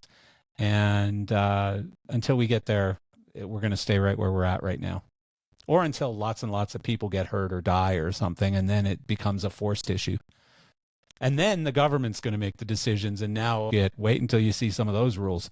You know, it's like, what you want me to do? What? Like, I've been doing shows for 50 years. I could never do that. You know, that kind of stuff's coming. Oh But yeah, so, you know, the other thing is, like, at the same time that you've got all of these problems over here and people wanting, like, I'm sure you have all kinds of wage problems and stuff where guys who used to be a $300 day rate are now asking for 600 or more. Um, absolutely. And that's something else that's so inflation's obviously a huge problem yeah. across the industry. And coming out of the pandemic, there was like, you know, what, 2021, inflation jumped 8%, which was massive. And Yeah. we went through some of that, but I think we're just only now seeing that inflation set in, where we're looking at massive increases just this year alone in our insurance has doubled, Yeah. our building rent, our triple nets have doubled, or not. I think our triple nets are up like over 100%. Jesus It's Christ. and we were locked in at a pretty low rate, but the triple net's gone through the roof, and part of that is just building maintenance has gone up. So Yeah. the garage door breaks. I don't know why I'm paying for a garage door to get fixed on a building I don't own, but that's how commercial real estate works. So here we are. Yeah. Truck costs have gone up, rentals costs have gone up, everything across the board has gone up. Even just like grocery store food has gone up. The cost of living has gone up. The cost of the cup of coffee has gone through the roof. Yet Yeah. every single one of our clients goes, you know what? Let's do the same budget we did in 2019. I know. Isn't that And crazy? Huh? so our industry is kind of in that weird rut where we've been so used to appeasing our clients and going, oh yeah, yeah, yeah, we can make that happen. So even now we've gotten to a point where we're going, okay, we need to make more money somehow. Like we cannot do the same show that we did in 2019 for the same amount of money. So your budget was $30,000 back then. We cannot do that same show for $30,000. And the answer is, well, cut some gear. Ugh. So Yeah. we're not really making any more money. You still have these Yeah. shows that you still have these clients who call Now the up when gear's they in want, my shop instead of on the rig. You know, right, it's not like, right. yeah, it's And a then soft you still cost have in a these sense. clients who call in and they're like mystified that they can't get front lights and a couple up lights for their little tiny gig for over under $1,000. Yeah. And it's just and I think we're going to see some huge shifting in the industry, and I think a lot of the big guys are in a lot of trouble, and I don't think they're admitting it because I think a lot of them are really overextended on their credit, and I Yeah. think we're seeing that, and we're seeing that in weird places like certain companies coming in to do installs and just not charging for labor because they're trying to increase the bottom line to make Yeah. themselves look better. So when the venture capitalist comes to buy them out, or the next venture capitalist comes to rebuy them, they look better on paper. But we've That's been, starting to bite some of these companies in the ass, though, it because is. the private equity companies are pretty smart at looking through your But financials they're and just doing buying each other out from each other. You've well, got and they do these companies things owned by called private equity firms who are getting bought by yeah, companies where owned by private equity firms. And they do I, these quality of earnings reports that sometimes take weeks or months, where they're really just looking at every nickel that is spent and verifying all of that information. Like, how are you making your money? How are you paying for it? What are you paying? What is the actual profit margin, not just the one that's stated or whatever. But you're right. I mean, it's almost like a three-headed monster that you're talking about. Like, poorly trained but overpriced labor is number one. and it's not Number two, it's not even go, I'll let you finish. Go number ahead. two being the customer doesn't want to pay any more than they did when costs were half as much. And number three, there are competitors, some of them very large, who will still do it for that money because they need to buff up their top line sales number, even at the expense of losing money in some cases. Absolutely. Especially here in Seattle where the rent cost and the cost of living has risen so high, paying 25 to $30 an hour for a shop labor is, I mean, that's barely, it's almost poverty. People are like, "Oh, you're crazy, $15 hour minimum wage," but you can't fucking live on $15 an hour Yeah, in this city or in the suburbs of this city or anywhere yeah, even near this city. yeah, And the that's not a us industry problem. That's an overall industry problem. But for yeah, us, it's pushed our bottom line higher and higher. So we went yeah, through 2 years post pandemic of massive growth, and the past year has literally been stagnant. Of we don't have enough money to grow because we're break even, and every time we're like, nope, we're still break even, and yeah. we've just seen a company here fold in Really? yeah, we lost a well, I don't know. They say they're not dead, but we all are pretty sure they're dead. Um, Yeah. a long time company up here. I won't name Huh. names, Yeah, no, it's but best not to. We they might just get sued if recently we we start. went to go pick up a sub rental from them, and they found a note on the door that said closed due to burglary. And upon further investigation, it turns out that they haven't paid their rent in quite a while. And it wasn't a burglary; it was the sheriff and Yeah, the they're locksmith. burglarizing the landlord. Yeah, the landlord has Yeah, changed locks on the door, yeah, so yeah. there Ugh. might be an auction sometime. Although they've announced they're reopening in September, so Yeah. Well, let's I hope don't they know. do. Let's hope they do. You Let's hope know, they do. I mean, But I'm seeing the same thing. Like, we saw obviously the same thing you saw in 2020. A lot of companies didn't survive, and then everyone went batshit crazy for a couple years. And then, the fourth head of that three-headed monster is debt. yeah, So many companies took on so much debt, especially in 2020. And, it was easy to get. The government was co-signing for you basically through the SBA. So you were able to take these EIDL loans and other loans, and there was so much money flying I really around. regret not taking a bigger EIDL loan and Yeah. parking $1 million of that into a high interest savings account. No kidding. Your What your the interest would be fuck was higher I than would have your. made 2% a month. It's crazy, isn't it? It is crazy. It's crazy. You could have done that. That's totally true. I never even thought of it that way, but it's true. You It's know, nuts. it's I insane. think I, you sell gear, you sell Hmm. used gear. How's your sales doing? First quarter, Actually, right now, quite good. quite good. First So quarter, believe first quarter was bad, but second we had quarter, different reasons. We had different reasons. So Gear Source went through our own pain that's totally sure. different than everybody else's. Um, I You're not will tell alone. you, I will tell you, our company though, we don't follow the industry trends because remember, it's a supply and demand business that I'm in. Yeah, And so when COVID hit, we had huge supply, no demand, very little demand. The demand that we did have, so we still did probably 35% of our normal revenue during COVID, during 2020, I should say. And that was because you had opportunists who had cash. And then we had companies, especially in Asia, who were just dying and needed to just pay their home rent and stuff like that. So they were selling gear on the cheap. And, we were creating these deals. We sold a sound company from Chile to a sound company in Canada, and they just had some warehousing available, and it was unbelievable inventory. And they said, yep, we'll take it all. And we sold just all the audio consoles and some amp racks and stuff, and it paid for everything that they've got a large, I think it's D&B or L Acoustics, I can't remember.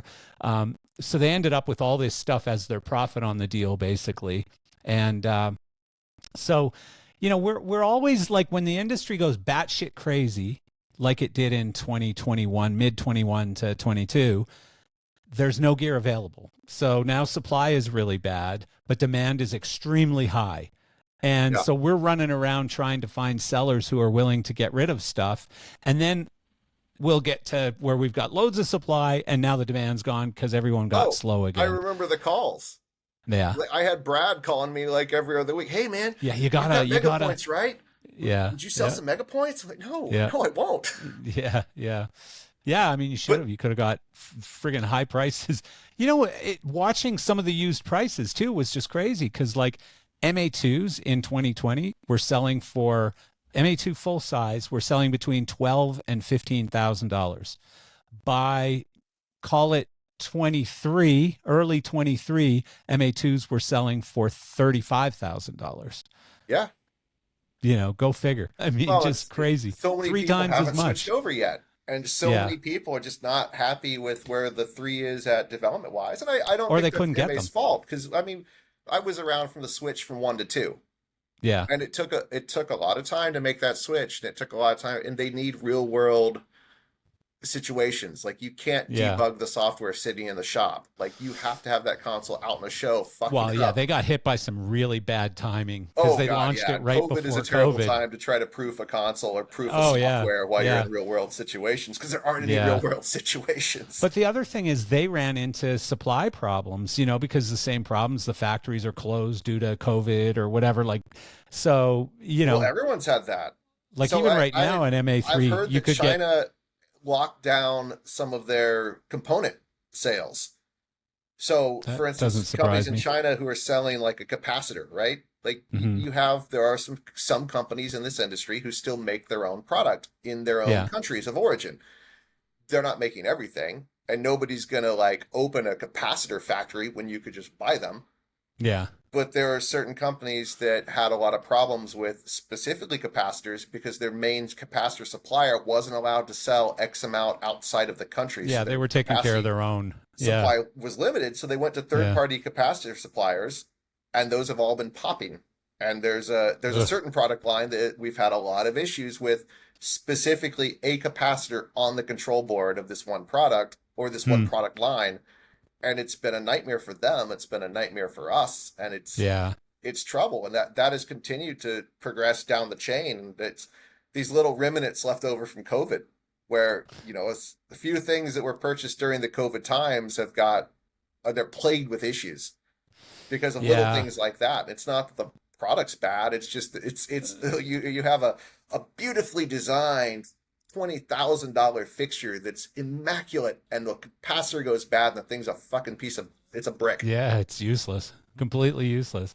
Now, I've been through that. Like, again, I've had a long moving light career prior to my used gear career. And I can't remember if it was Martin or High End. One of them switched their stepper motors in their moving mirror fixtures, and they switched to a Chinese supplier. And there was something happening. I think when they were heated up inside a fixture, the lubrication was basically leaking outside of the motor or whatever, and they were seizing up. These motors were seizing up. And I mean, it was a friggin' nightmare, and it took a while to fix it too. So you were just Well, sending out you boxes just of you pop the motors to four people. screws in the back of the motor, you pull the spool out, you take some gaff tape inside out around your finger, you wrap it around the coil, you put it back together, and there's a 50-50 shot it works again. That's something I don't. I just sell them a new motor. Yeah. But so, I mean, and the other thing about, like you were talking about the inflation costs, some of it is a false inflation cost. Like some of it is just people saying, "Hey, I can get away with charging more, so I'm going to charge more." Right? Uh, But here in you our know, industry, God, try that and you're fucked. yeah. I mean, we all do to a certain point, right? We're all Yeah. going, oh, but I would argue that we're maybe when we're gouging the bigger Yeah. companies, I think we're actually getting our fair market value Yeah. I for agree the with you. first time in a long time. No, And I agree with you. there's been a significant downturn in one-off rock shows. Touring has been down. You've seen all those like arena tours canceled because really they should have been only a theater tour or a large Yeah, theater yeah. tour in the Black first place. Crows And or Black Keys and yeah, who was the other big one that Beyonce, did Beyonce drop a? No, that's not right. no, Someone J-Lo, else. J-Lo, J J-Lo. Lo, right? So like at That the was same just time yeah, Taylor Swift shitty is ticket selling out sales. stadiums. Yeah, Some of these people shouldn't have been doing a stadium tour in the first place, I agree. I've been and they saying that for drop two out, and that years. goes down on the chain.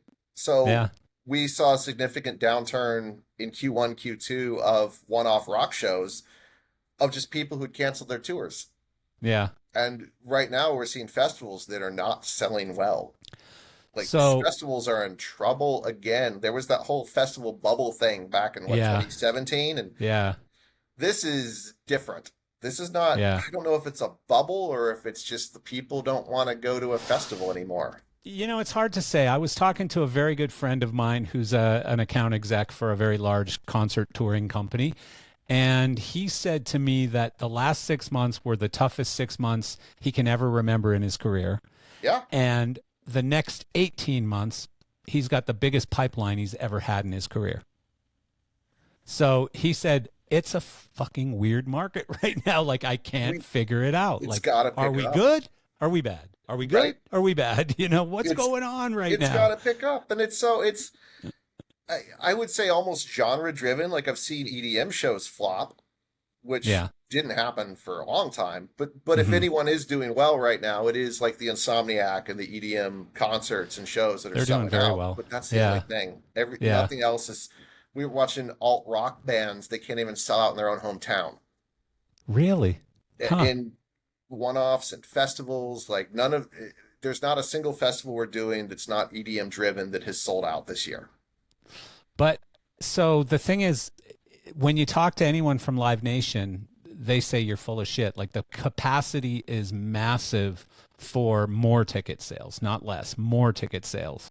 Uh, and the way they say Well, it, the again, way I they don't explain it want to is, name too many names, but ask a certain division of Live Nation that focuses on country music. yeah, yeah, Ask them how they're doing, and the answer is not that great. yeah. Yeah, it's an interesting time right now. I've been trying to figure it out. I used to hang my hat on the fact that I knew what was going on in the industry and I could predict really well and I could predict my own revenue really well and all of that Oh, stuff. I built a Now I company on haven't it got a myself. fucking clue. I I haven't don't got a know clue. what's going to happen next year. I don't know. I half a mind. I mean, you want to buy a company and sell it to someone in Canada. I Yeah, might be yeah. open to that next week, or like shit, a month from now, it might Or all turn around and we'll be expanding. fine. I Open a don't know. Portland office. I can't make up my mind, and the industry can't make up its mind, and we're all That's just true. stuck. No, and I've been saying some of this stuff for a long time, and I think some people just roll their eyes and don't listen. And I think sometimes I've been right, sometimes I've been really wrong. But my biggest one that I constantly pick on is Motley Crue doing a stadium tour. That was shocking to me. First of all, the band's long retired. Secondly, they were hardly selling out sheds and arenas, like not even selling them out in their final tour before they retired. And, the singer can't sing. The guitar player can hardly stand up, which they've since replaced him. And, who's paying $450 for a ticket in a stadium to see an old washed up 80s band right now? Like, I mean, I don't get it. we have a solution for that. It's called a casino. Yeah, you're That right. that's where You're those right. acts belong. Yeah, that's where Tesla and the Cult and all of those kinds of bands are playing Yep. in casinos. And it's great. Like when I feel like going and seeing Loverboy, I know I can go to the casino and go see Loverboy. It's fun, but Yeah. and some of the packages are cool too, It's like Styx and Journey and REO Speedwagon. They've been making a killing like little tiny bites at a time. So I've heard some of those rehash festivals have done pretty well. Oh, really? Like That's what? something that I've heard has sold, like and not that far back, like the '90s rock type of stuff Oh, with like okay. the Green Yeah. Days and the Blink 182s and all Yeah. those bands, and Yeah. I've heard that some of those kind of festival things have sold all right. Yeah. Festivals are another one that I can't quite figure out. By the way, a little bit of trivia that I learned, I don't know, a few months ago or something. Guess how many festivals there are annually in the Netherlands? Oh God, Netherlands is, in the I think it's Netherlands? 15 million people in the Netherlands. It's not a Oh, lot of people. I don't know. I've never looked it up. So Netherlands, they have a winter, I guess. So you're talking about a summer festival season that could go maybe from what, April to September or something. Yeah, But I just mean ours is guess. pretty much locked from Tiny May to little country, September. tiny little country, 15 million people or whatever, maybe 17 million. How many festivals? Just give me a number. 24. 1,400. 1,400 festivals in the Netherlands each year right now. That's You a can look it up. lot. But are they I mean when you say festival, what do you mean? Because we have locally we've got some big festivals and then we've got some medium festivals and we've got like All the of them. block All of them. parties and then we've Yeah. got like Ballard Swalen Days where it's like Yeah. a guy who's like a lumberjack that chops wood sculptures and Yeah.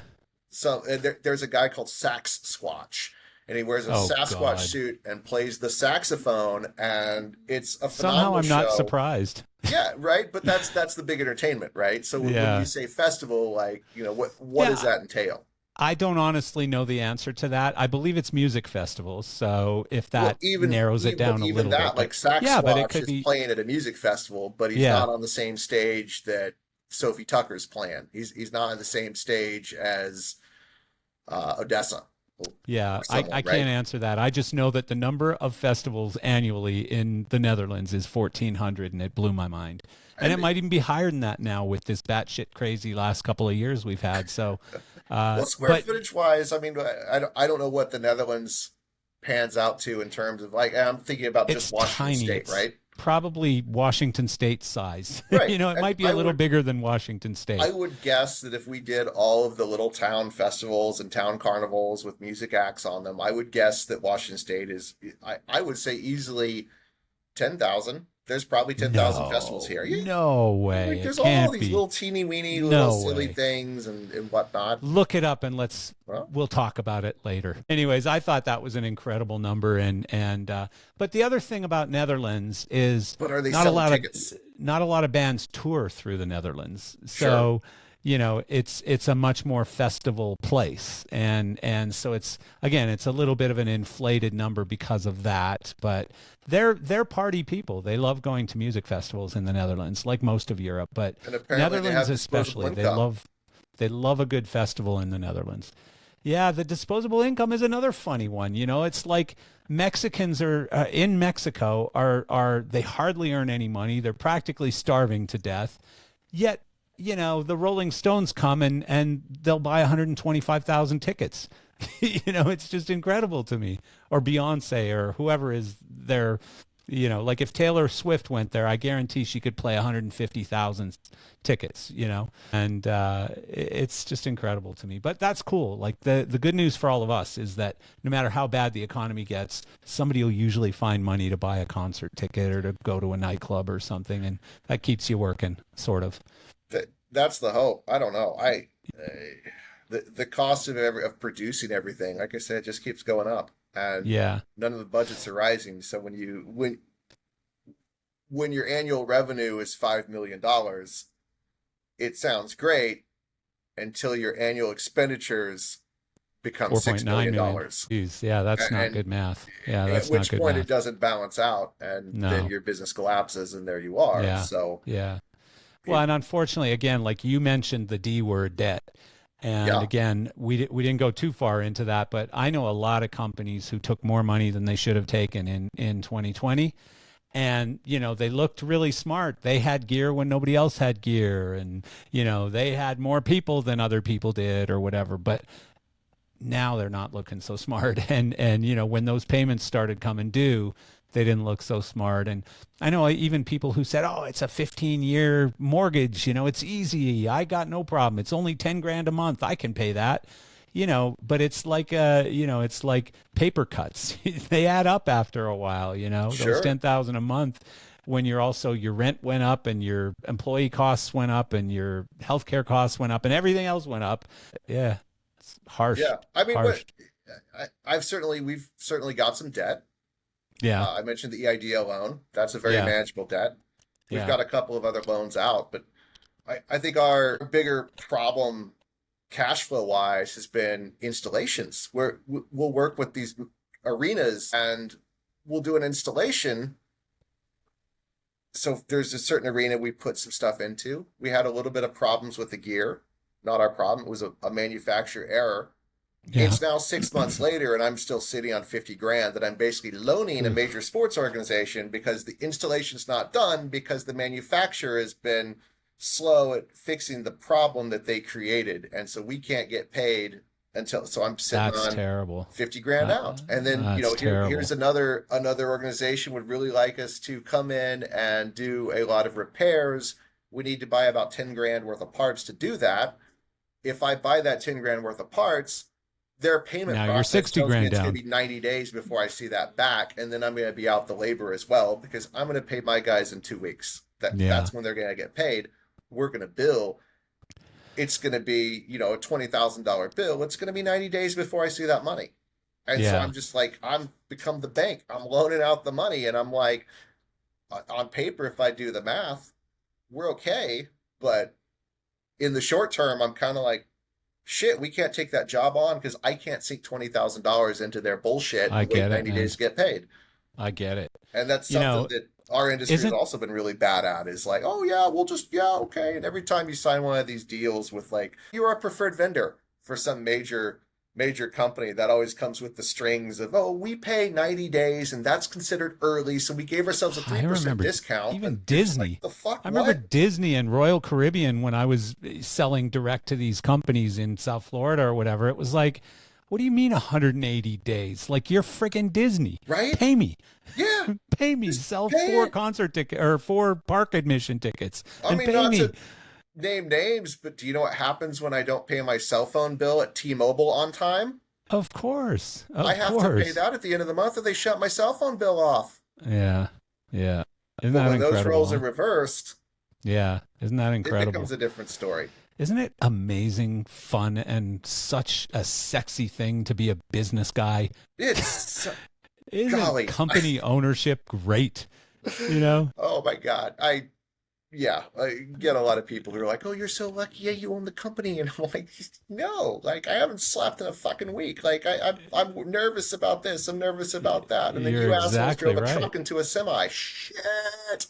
You're exactly right. I posted something this week, and I'm trying to find it right now because I can't remember exactly how I said it. Was But it live the or American dream, they said? Be your own no, boss, they said. Set your own yeah, hours, they said. Own your own yeah, business, they said. something like that. It was something like that, but it was basically, God, I gotta find it. I'll find it and I'll send it to you or something. But it was something like, owning a business is like, jumping out of an airplane and trying to build a parachute on the way Oh, down. yeah, you That did kind of a some, thing. yeah. It's trying to Yeah, build an airplane on the way down. yeah, yeah. That's what it is. Yeah. Yeah. So, but it's true. I mean, it's It it's so works great exactly if you're in true. a And Lego and animated movie and you happen to be a master builder. No problem.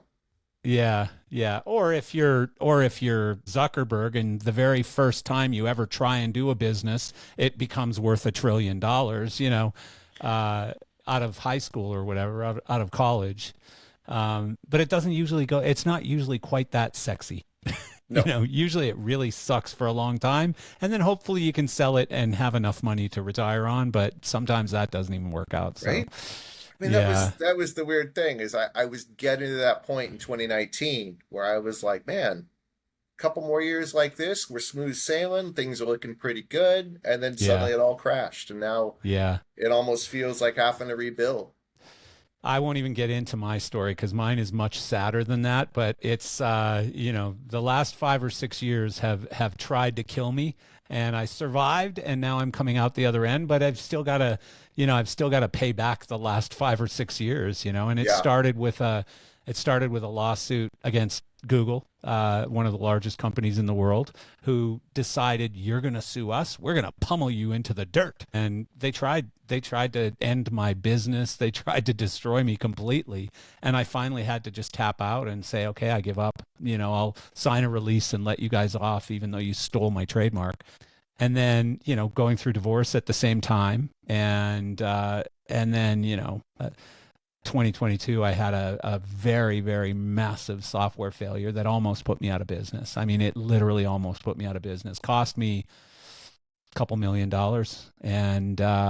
and just brutal. Brutal, brutal, brutal. So yeah, the last 5 or 6 years, I've had a very successful life up until the last 5 or 6 years have been brutal, really rough. So yeah, I can go toe to toe with anybody's sad stories right now, you know. 5 years ago, I bet you were like, I may retire in about 5 to 6 years.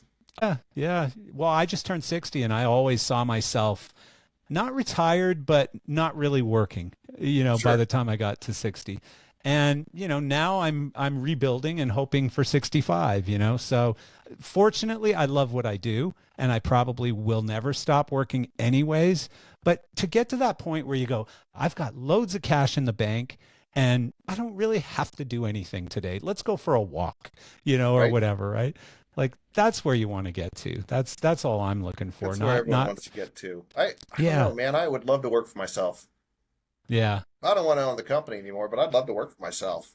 And Yeah. that's Yeah. something where I think I honestly I've been in a little bit of depression or funk the last 6 months, and it was Yeah. I found myself going, God, I fucking hate my job.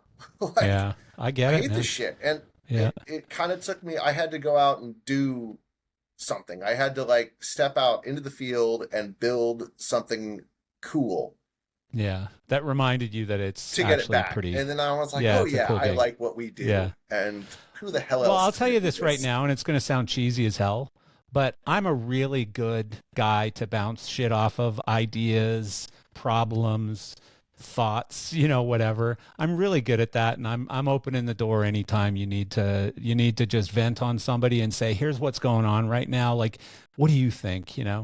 I'm great at solving the world's problems. I'm just not very good at solving my own, is really what it comes down to. I'm a great outside consultant, a terrible inside consultant. So, but yeah, anytime, I mean, if you think that I could help you through one of those problems or something, reach out. And if I can't help you, I'll say I can't help you. But most of the time I'll have an idea, and I won't even charge you anything, Joe.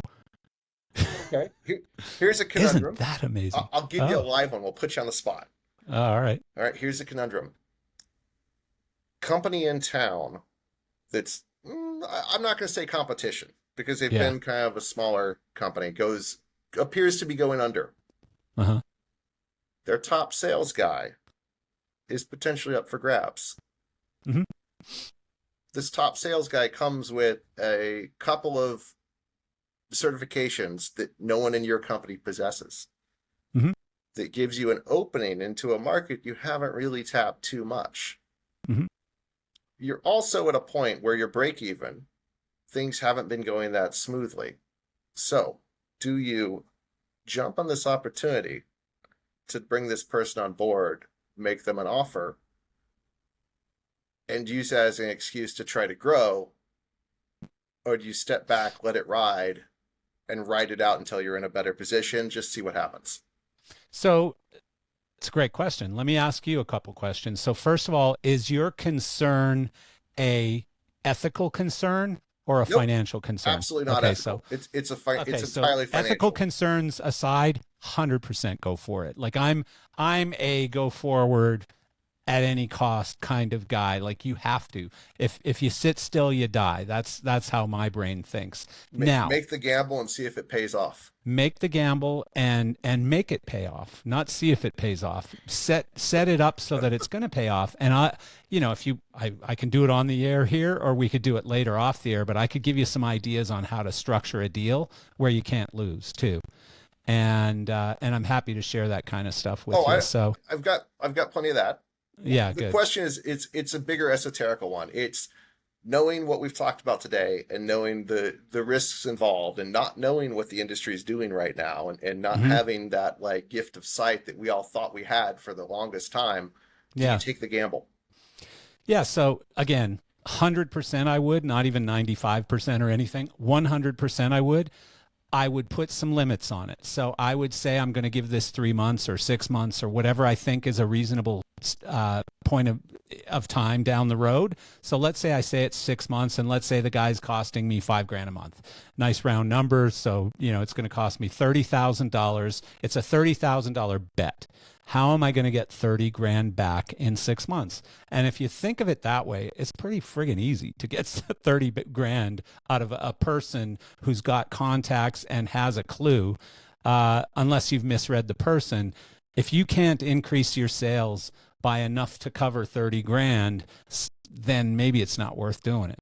But if you look at it and you go, hey, if I provide this guy with the tools he needs, with, a phone and a desk and whatever the things are that he needs to be able to do his job, and I support the hell out of him and I coach him a little bit and take him out for some dinners and stuff, is this guy capable of pulling in 150 grand in profit in the next 6 months? Do it. Absolutely do it. But the first 6 months is what I'd look at as, I've got to at least break even on this. I don't want this to impact, to worsen my bottom line.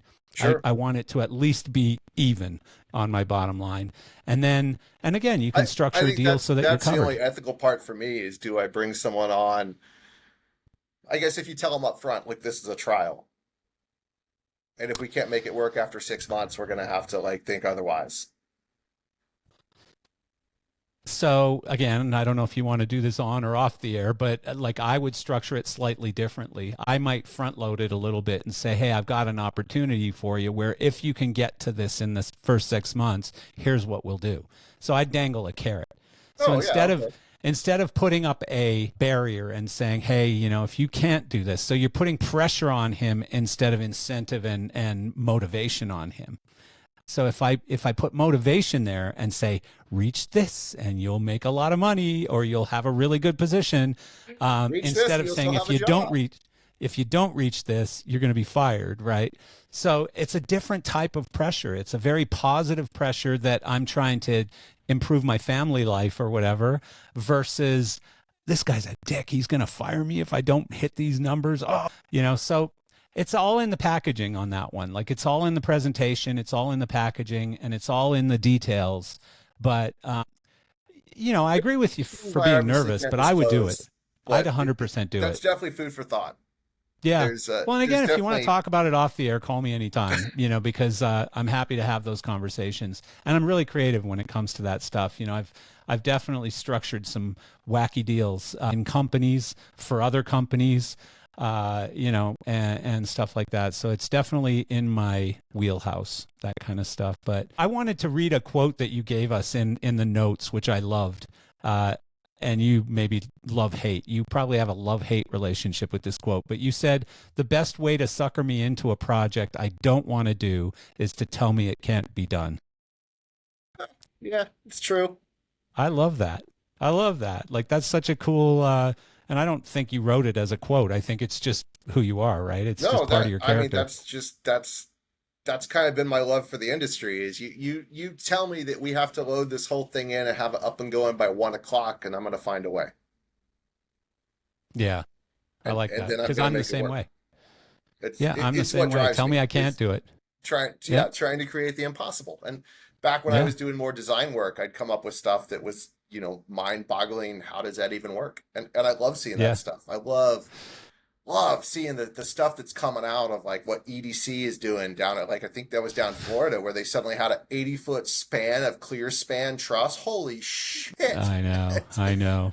My buddy Eric designed that, and I was just I had to call him up and be like, are you fucking nuts? How? And they used basic construction crane trussing to EDM are doing some really cool stuff. But here's a funny thing that you know who Mark Brickman is, right? Mm-hmm. He was Pink Floyd's lighting designer forever, but brilliant designer, as good as they come. And Mark said to me, you know what I don't get about EDM? And I said, what? And he said, listen, if I'm standing there in the crowd, stoned out of my fucking brains on Molly, the last thing I want is a bunch of white strobe lights flashing in my face all the time. And I'm like, yeah, you got a good point. Yeah, that makes a lot of sense. Maybe that's why they get crazy. I don't know. Yeah. EDM is a very interesting market, and I said this years ago. The EDM has been very, very good for our industry, because a guy with 2 laptops and a mixer just isn't that fucking exciting. Give me Mick Jagger doing a guitar solo and doing backflips. Yeah. There are DJs who do Mick that. Like Jagger doesn't Skrillex need is all the great. production though. Skrillex jumps up on the DJ table and like jumps around and like he's Yeah. active and does stuff. But 90% of the DJs out there, they just sit there and they kind of do this. And No, so but you you're really right. need You're 50 right. strobe lights to make it Yeah. exciting. You really Yeah. need that many movers to make it that You're much more right. exciting because That's the it's really show. kind of boring. Yeah. No, But that's that the show. drove, yeah, it makes the show. And that drove the rest of the industry. So now you have all these other acts that now, like, Trying to compete. oh my God, Sufjan Stevens, right? They're like a crossover Christian folk music ish act. The last time Never I heard of saw him. them on tour, they had like a big lighting package and like wacky, wavy, inflatable arm guys and spectacle. And like, I think that is all thanks to EDM. I Yeah. think because EDM drove production values up, everyone else had to fall in line and everyone else had to jump on and go, well, shit, we better get a floor package. Yeah. Yeah. So Yeah, you're right. thanks, DJs. Yeah. Well, Joe, I have to do other things. So do you, and Yeah. it's been enjoyable. We managed to somehow skate around politics, and I like that. Uh, and I even still like you, even though you vote differently than me. Go Well, figure. Isn't that we should crazy bring that this we could up, still be Marcel. friends? Full disclosure Yeah. for all of the people out there watching this, Marcel and I had a rather long conversation about politics before we started this podcast, and we both walked out of it still having mutual respect for each other and Absolutely. having some, obviously we disagree on some stuff, but there we are. And I would encourage the Yeah. rest of you out there in podcast land or video land or 100%. wherever this is, oh my God, do the same. Like, Yeah. Well, but don't do it figure it out. online. Don't do it on social media because Gosh. it's a lynching, regardless of which side you're on. It's a lynching. If you go in and try to debate with somebody within a social media string of messages, it's a lynching and it's And no just fun. remember, And half the people in that string of messages are Russian bots, it's potentially. stupid. They're there to make us hate each other and to divide us. And I love sitting having a beer or a cup of coffee with somebody and talking about things that I don't know anything about or that I don't agree with and hearing their opinion, and maybe I'll come a little closer to where you're at. I probably won't completely change my mind, but I'll probably agree on some things and you might even agree on some things I say. But I'm glad you brought that up We because had a yes, virtual it was, handshake earlier. We we agreed. did. We found a common ground that we agreed upon We on did. one Yeah. topic. Yeah. Yeah. But No, and I think we probably agree on more than either of oh, us knows right absolutely. now. Like I think both of us puffed our chest a little bit and said, "I'm standing over here. I'm standing over here." And but I think we agree on more than we don't. So. But anyways, thanks, Joe. I appreciate it very much, and hope things get a hell of a lot better for you, and definitely go forward and do that deal. It sounds like an incredible opportunity to change the face of your business in a sense, and sometimes adding one person can do that, and this might be the person. So, I mean, if you believe in the person, I would do it, 100%. We'll find out. Yep. Stay tuned. All right, my friend. See you later. Bye, Marcel.